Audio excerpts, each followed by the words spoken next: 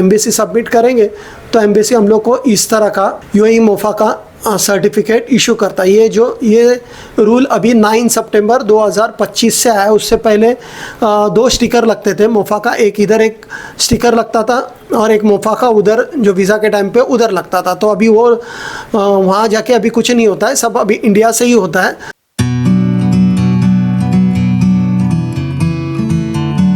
आज मैं आपको बताने वाला हूँ हरियाणा इशूड मैरिज सर्टिफिकेट पे यूएई एम्बेसी का अटेस्टेशन किस तरह से किया जाता है। जो आजकल नया रूल आया है डिजिटल यूएई अटेस्टेशन और मोफा अटेस्टेशन यूएई एम्बेसी का, वो किस तरह से हरियाणा इशूड मैरिज सर्टिफिकेट पे किया जाता है वो आज आपको मैं इस वीडियो में बताने वाला हूँ।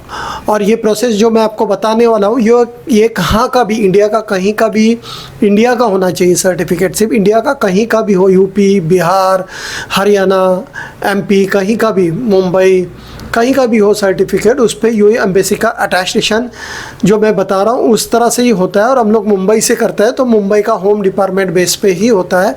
तो वो अभी मैं आपको बताता हूँ स्टेप बाय स्टेप किस तरह से होता है। देखो आज ये मेरे पास एक हरियाणा इशूड मैरिज सर्टिफिकेट है। देखो यहाँ लिखा है गवर्नमेंट ऑफ हरियाणा, इस तरह का गवर्नमेंट ऑफ हरियाणा का मैरिज सर्टिफिकेट होना चाहिए। और उस पर इस तरह का क्यूआर कोड होना चाहिए, नहीं तो इस तरह का रबर स्टैंप और सिग्नेचर होना चाहिए। इस तरह का क्यूआर कोड वाला सर्टिफिकेट होगा तो उसका स्कैन कॉपी भी आप मेरे को पीडीएफ भेजेंगे तो मैं उसका प्रिंट निकाल के प्रोसेस कर सकता हूँ। तो और कभी भी अटेस्टेशन, ये अभी न्यू प्रोसेस के हिसाब से आधा अटेस्टेशन इसके बैक साइड पे आता है। और यूएई एम्बेसी का जो मोफा का सर्टिफिकेट, डिजिटल जो सर्टिफिकेट अभी आया है वो अलग से मिलता है। तो इस तरह का आपको ओरिजिनल मेरे को मैरिज सर्टिफिकेट देना पड़ता है। काफ़ी लोग ये सर्टिफिकेट को सेफ रखने के लिए इसको लैमिनेशन करके रखते हैं। अगर एकदम जूना भी होगा, फटे नहीं या फिर डैमेज नहीं हो करके आप लोग इसको लैमिनेशन करके रखते हैं।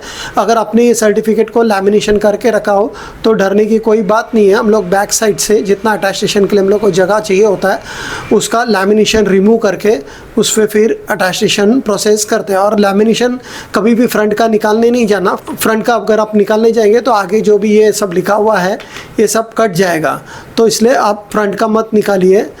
और हम लोग के एक्सपर्ट है तो हम लोग अच्छे से निकाल सकते हैं। काफ़ी लोग का इसको यूट्यूब पे देख के या फिर कोई स्टेशनरी शॉप में जाके वो हीट करके निकालता है तो पूरे सर्टिफिकेट डैमेज होता है। एजुकेशनल डॉक्यूमेंट भी आप कभी भी जो अटेस्टेशन करता है उसको ही देने का, तो वो प्रॉपरली निकालता है। बाहर से कहीं निकालने जाएंगे या खुद वीडियो देख के यूट्यूब के निकालने जाएंगे तो डैमेज हो जाएगा। तो ये अटेस्टेशन करने के लिए आपको इस तरह का मेरे को ओरिजिनल सर्टिफिकेट देना पड़ता है। तो ये इस तरह का आप ओरिजिनल सर्टिफिकेट देंगे तो हम लोग इसको महाराष्ट्र का यूएई एम्बेसी में सबमिट करेंगे तो हम लोग को महाराष्ट्र का इस पर नोटरी और होम डिपार्टमेंट करना पड़ता है। काफ़ी लोग बोलते हैं अरे हमारा सर्टिफिकेट तो हरियाणा का, यूपी का है, बिहार का है, लेकिन उसमें कोई फ़र्क नहीं पड़ता है। मुंबई में जो यूएई एम्बेसी है वो कहीं का भी इंडिया का सर्टिफिकेट हो, महाराष्ट्र का होम डिपार्टमेंट पे उस पर यूएई का अटेस्टेशन हो जाता है। बाकी कोई स्टेट के, बाकी कोई कंट्री के लिए नहीं चलता है, यूएई के लिए वो चल जाता है। वो मुंबई में एम्बेसी एक्सेप्ट करता है और एम्बेसी को जब तक रिक्वायर स्टैम्प नहीं मिलेगा एम्बेसी अटैच नहीं करेगा। तो एक बार एम्बेसी ने आपका अटैच कर दिया, आपको मोफा का सर्टिफिकेट मिल गया तो आपका वो सर्टिफिकेट, वो अटेस्टेशन आपका चलता ही है। तो सबसे पहले हम लोग को सर्टिफिकेट मिलने के बाद में हम लोग पहला महाराष्ट्र से इस तरह का नोटरी करते हैं। ये रेड, ये नोटरी का स्टैंप है, ये रबर स्टैंप नोटरी का, और ये टिकट नोटरी। नोटरी सब स्टेट के हिसाब से थोड़ा डिफरेंट आता है। तो नोटरी होता है। तो काफ़ी जगह पे सिर्फ रेड होता है, रबर होता है, ये टिकट्स नहीं होता है। तो नोटरी होता है। कहीं से भी आप नोटरी करेंगे तो कोई प्रॉब्लम नहीं होता है। देखो ये अभी लेटेस्ट किया हुआ दिसंबर 2025 का ही प्रोसेस है। ये नोटरी होने के बाद में हम लोग को महाराष्ट्र का होम डिपार्टमेंट में सबमिट करना पड़ता है। होम डिपार्टमेंट में सबमिट करेंगे तो होम डिपार्टमेंट इस तरह का अपना स्टैंप लगाता है और ऑफिसर इस पे अपना सिग्नेचर करता है। देखो यहाँ लिखा है home department government of Maharashtra करके, और इस पे ऑफिसर का स्टैंप होता है। देखो यहाँ लिखा है home department government of Maharashtra. और इसको काफ़ी लोग जेडी भी बोलते हैं, कोई इसको मंत्रालय बोलते हैं, कोई होम डिपार्टमेंट बोलते हैं। तो इस तरह का होम डिपार्टमेंट का स्टैंप होने के बाद में ये ओरिजिनल जो सर्टिफिकेट है, ये वाला ये ओरिजिनल सर्टिफिकेट है, इसके बैक साइड पे ये होम डिपार्टमेंट हुआ। ये होम डिपार्टमेंट होने के बाद में हम लोग इसको एम्बेसी सबमिट करते हैं। तो एम्बेसी सबमिट करेंगे तो एम्बेसी हम लोग को इस तरह का यूएई मोफा का सर्टिफिकेट इशू करता है। ये रूल अभी 9 सितंबर 2025 से आया है। उससे पहले 2 स्टिकर लगते थे मोफा का, एक इधर एक स्टिकर लगता था और एक मोफा का उधर जो वीज़ा के टाइम पे उधर लगता था। तो अभी वो वहाँ जाके अभी कुछ नहीं होता है, सब अभी इंडिया से ही होता है।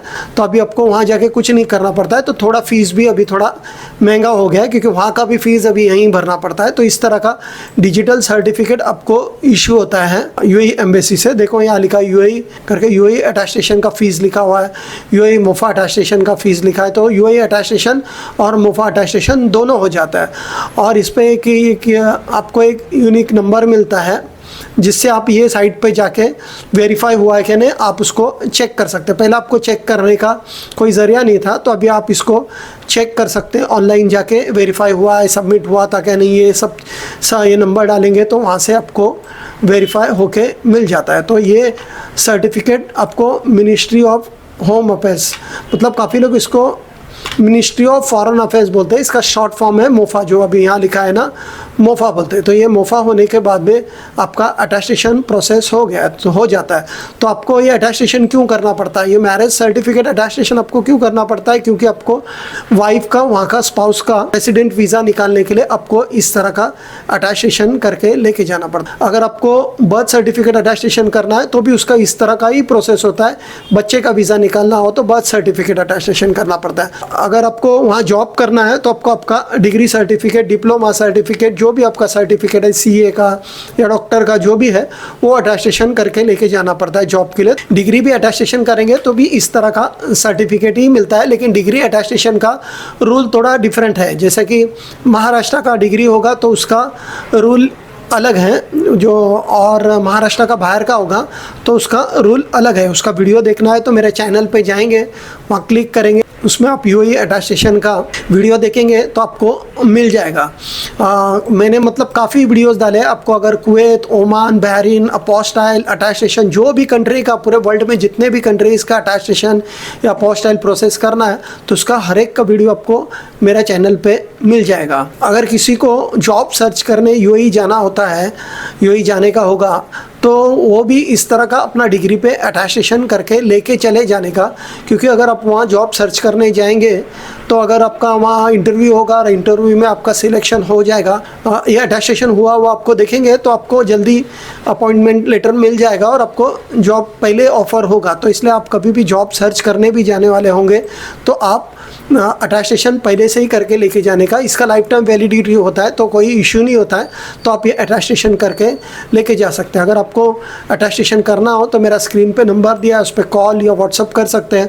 अगर ये मेरा वीडियो पसंद आया तो प्लीज़ लाइक और सब्सक्राइब कीजिए, जिसके वजह से आपको attestation related, immigration related, visa related जो भी नए नए रूल्स एंड रेगुलेशंस आते हैं उसकी वीडियोज़ हम लोग डालते रहते हैं, तो वो आपको मिलते रहेगा। Thank you.